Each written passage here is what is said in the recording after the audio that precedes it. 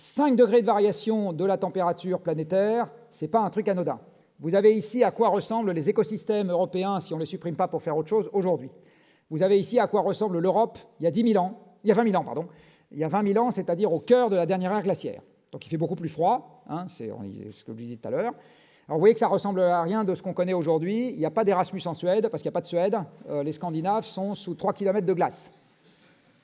Donc lac va vite, vous oubliez. Il n'y a pas non plus d'Erasmus à Édimbourg, connu pour son climat chatoyant, et ses Écossais qui le sont vraiment.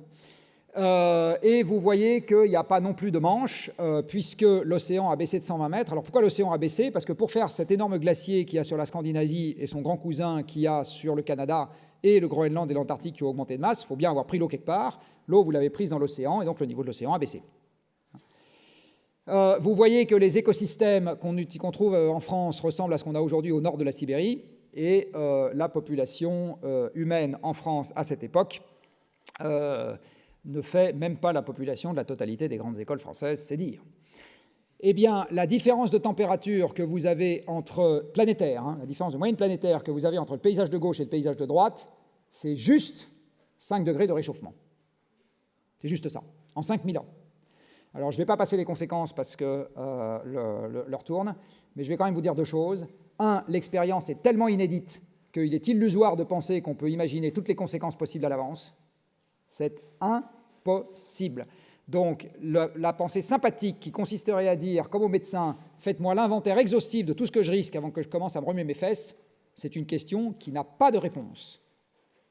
Par contre, quand vous voyez ça, moi je vais vous en donner une, ça sera la guerre partout. C'est-à-dire que le déplacement des conditions multiséculaires dans lesquelles nous avons bâti nos civilisations ira beaucoup trop vite, au surplus dans un monde dans lequel notre capacité de réaction, c'est-à-dire l'énergie, ira en se contractant pour une partie croissante de la population, pour que tout ça se gère dans la joie et la bonne humeur.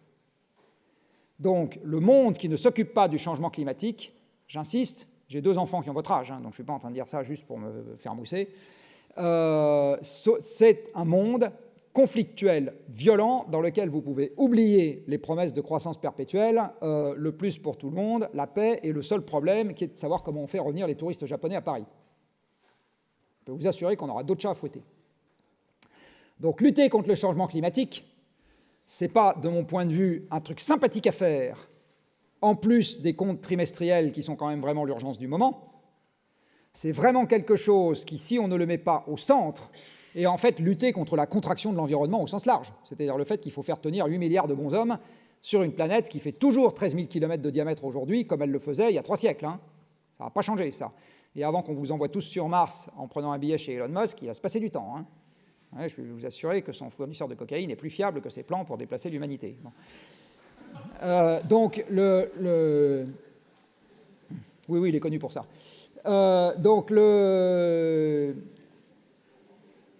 Donc cette affaire de changement climatique, j'insiste, et d'une manière générale, faire revenir la contrainte physique dans les plans pour l'avenir, c'est ça le message essentiel que je veux vous délivrer, ce n'est pas une coquetterie, c'est si on ne fait pas ça, on est sûr d'avoir n'importe quoi, sauf ce qu'on s'imagine pour l'avenir.